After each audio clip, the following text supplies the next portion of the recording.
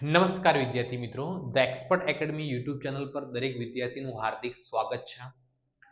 આપણે શોર્ટ ટાઈમની અંદર ધોરણ 12 માટે મોસ્ટ આઈએમપી દાખલાના સોલ્યુશનનું શરૂઆત કરવા જઈ રહ્યા છીએ.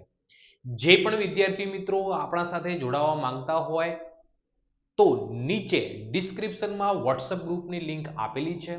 એ ગ્રુપની અંદર આપણે આંકડાશાસ્ત્ર અને એકાઉન્ટ બંને વિષયના મોસ્ટ આઈએમપી દાખલાનું સોલ્યુશન કરીશું અને એ દાખલાનું તમે સોલ્યુશન કરશો એટલે તમારા માર્ક્સ ડાયરેક્ટલી 80+ થઈ જશે, એની 100%ની ખાતરી છે.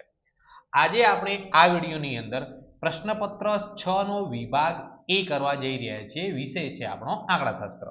એની અંદર વિભાગ એ ની અંદર કુલ 20 MCQ પૂછાયા છે. 20 MCQ આપણે 1 બાય 1 સોલ્યુશન કરીએ. સૌથી પહેલો છે, જો IP બરાબર IF હોય તો નીચેના પૈકી કયું વિધાન સાચું છે? તો એનો મતલબ જો ફિશરનો સૂચકાંક અને પાસેનો સૂચકાંક સરખો હોય તો ત્રણે ત્રણ સૂચકાંક કેવા કહેવાય? સરખા કહેવાય. ફિશર, પાસે અને લાસ્પિયર. નેક્સ્ટ MCQ છે બીજા નંબરનો, કયો સૂચકાંક લોકોના જીવન ધોરણનો ખ્યાલ આપે છે? તો જીવન નિર્વાહ ખર્ચનો સૂચકાંક.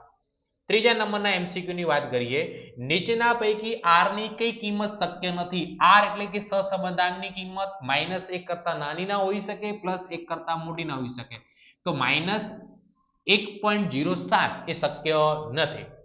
નેક્સ્ટ MCQ ચોથા નંબરનો છે, સહસંબંધાંક R નો વિસ્તાર શું હોય છે? તો -1 થી લઈ અને +1 સુધી. -1 પણ હોઈ શકે અને +1 પણ હોઈ શકે. એટલે શું બની જાય? -1 < R < 1. નેક્સ્ટ MCQ છે, નિયત સંબંધ પદનો ઉપયોગ સૌપ્રથમ કયા આંકડાશાસ્ત્રીએ કર્યો? તો સર ફ્રાન્સિસ ગાલ્ટન.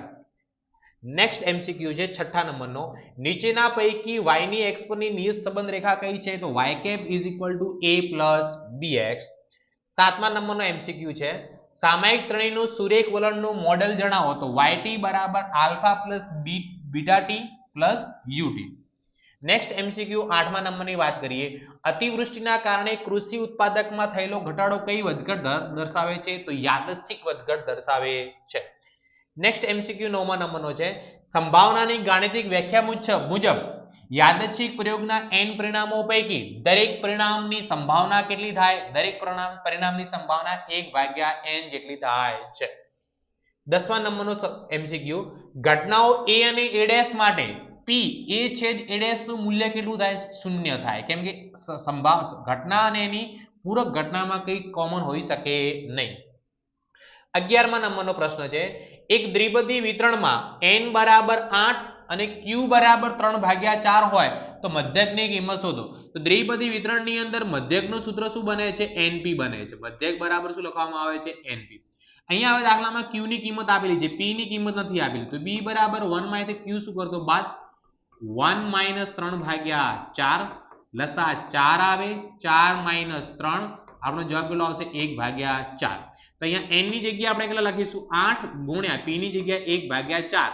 એટલે અહીંયા 4 દુ કેટલા થઈ જાય? 8. તો આપણો જવાબ કેટલો આવશે? 2 રહેશે. નેક્સ્ટ MCQ 12મા નંબરનો, જો p of s બરાબર p અને p of f બરાબર q હોય તો p અને q ની કિંમત કેટલી થાય? તો જુઓ, સંભાવના હંમેશા નો સરવાળો એક જ હોય, એના કરતા વધારે હોઈ શકે નહીં. આ સફળતાની સંભાવના છે અને આ કોની છે? નિષ્ફળતાની સંભાવના. સફળતાની સંભાવના અને નિષ્ફળતાની સંભાવનાનો હંમેશા સરવાળો કેટલો થાય? એક જ થશે. 13મા નંબરનો MCQ છે, કોઈ પણ સ્થળનું ઉષ્ણ તાપમાન કયા પ્રકારનો યાદચ્છિક ચલ છે? એ સતત યાદચ્છિક ચલ કહેવામાં આવે છે. કયો ચલ કહેવામાં આવશે? સતત યાદચ્છિક ચલ. નેક્સ્ટ MCQ છે 14મા નંબરનો, એક પ્રામાણ્ય ચલનું વિતરણ n 20 વડે દર્શાવવામાં આવ્યું છે તો તેના 99.73% અવલોકનો નીચેના પૈકી કયા અંતરાલમાં હશે? તો 14 થી લઈને 26 ના અંતરાલમાં હશે. કયા અંતરાલમાં હશે?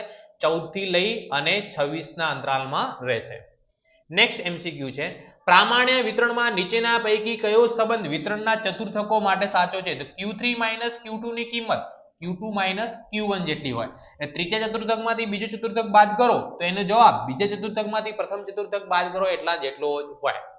16મા નંબરનો MCQ છે, પ્રામાણ્ય વિતરણના સંભાવના ઘટત્વ વિધેયમાં e ની કિંમત 2.7831 હોય છે. કેટલી હોય છે? 2.7831. નેક્સ્ટ MCQ છે, x 5 માનાંકની અંદર લેસ ધેન 0.25 ને અંતરાલ સ્વરૂપમાં કેવી રીતે લખાય? અંતરાલ સ્વરૂપ શું છે? a માઇનસ ડેલ્ટા અને a પ્લસ ડેલ્ટા. તો અહીંયા a ની કિંમત કેટલી છે? 5 માઇનસ 0.25 કરો અને એક વખત 5 પ્લસ 0.25 કરો તો કેટલો જવાબ આવે? તો કે 4.75 થી લઈને 5.25 સુધી. 4.75 થી 5.25. 18મા નંબરનો MCQ. Limit n belongs to -1 x ની 5 ઘાત વત્તા 1 ભાગ્યા x વત્તા 1 ની કિંમત શું થાય? તો એનો જવાબ શું રહેશે? આપણો 5 રહેશે. શું રહેશે? 5. 19મા નંબરનો પ્રશ્ન છે f of x બરાબર 4 ભાગ્યા x નો વર્ગ છે તેને શું લખાય? 4x નો -2 ઘાત લખાય. તો વિકલન શું થાય? તો અહીંયા માઈનસ ઘાતને ગુણાકારમાં લાવવી પડે. તો 4 ગુણ્યા 2 કરો તો -8 x ની કેટલી ઘાત આવે? -3 ઘાત. -3 નીચે જતી રહે એટલે પ્લસ થઈ જાય તો -8 ભાગ્યા x ની 3 ઘાત. છેલ્લો MCQ. નફાનો વિધેય p ની મહત્તમ થવા માટેની જે પહેલી શરત શું છે? તો એનો જે વિકલન હોય બરાબર શું મૂકવું પડે? 0. dp બરાબર dx બરાબર 0. તો અહીંયા વિભાગનું સોલ્યુશન થઈ રહ્યું છે. આપણે નેક્સ્ટ વિડીયોની અંદર મળીશું નેક્સ્ટ વિભાગ સાથે. ધન્યવાદ.